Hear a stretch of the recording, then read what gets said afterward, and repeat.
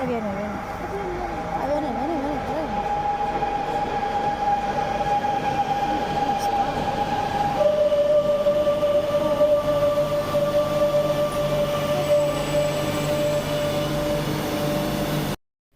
สบายดีเด้อสบายดีพ่อแม่พี่น้องมื้อนี้จะพาบรรยากาศ3แม่ลูกเฮาพากันเข้าไปในเมือง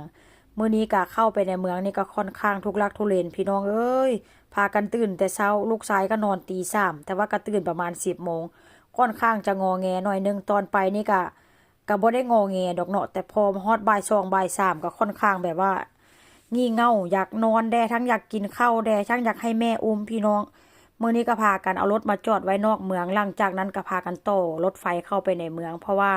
หันเจียวรถเข้าไปในเมืองมันก็ค่อนข้างแบบว่ารถติดแล้วอีกอย่างก็หาที่จอดรถก็ค่อนข้างยากเพราะว่าช่วงนี้มันเป็นช่วงหน้าเทศกาลแล้ววิดีโอนี้ก็เป็นวิดีโอตั้งแต่วันที่5พุ่นเด้อพี่น้องวันที่5เพราะว่าค่อยดองไว้ว่าเซ็นเซามื้อนี้ก็เป็นวันที่7เรียบร้อยแล้วอี8ที่เข้าวันที่8แล้วมื้อนี้ก็จะพาบรรยากาศในเมืองมาให้ทุกคนได้เบิ่งกันกับจะเป็นสภาพประมาณนี้เด้อพี่น้องเพราะว่าหยังไปใส่มาใส่บ่ได้ย่างได้หน่อยนึงลูกชายบอกว่าเมื่อยย่างได้หน่อยนึงลูกชายบอกว่าอยากกินข้าวทั้งอยากกินข้าวทั้งอยากนอนก็ค่อนข้างงี่เง่าหน่อยนึงเพราะว่าหยังลูกชายบ่ได้นอนเนาะพี่น้องเด็กน้อยมันบ่ได้นอนมันก็ค่อนข้างแบบงี่เง่าแล้วอีกอย่างเนาะ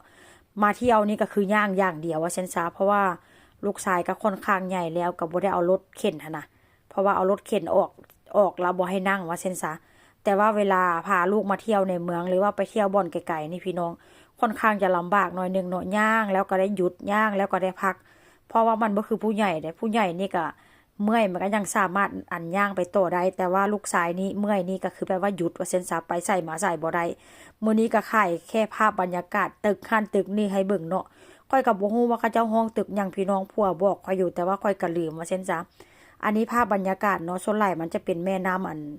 อันนี้เป็นเมืองบีเบาเด้อพี่น้องเมืองบีเบาอยู่ทางภาคเหนือของประเทศสเปนแถวนี้จะเขาเจ้าจะว่าภาษาบากเด้อพี่น้องแล้วก็ภาพบรรยากาศมื้อนี้ก็ค่อนข้างจะบ่คึกคืนปานใดเพราะว่าช่วงนี้ก็เป็นตอนประมาณบ่าย2ครึ่งนี่แหละพี่น้องมันเป็นเวลาที่แบบว่าคนทางนี้เขาเจ้ากินข้าวสวยกันว่าเช่นซะลูกชาย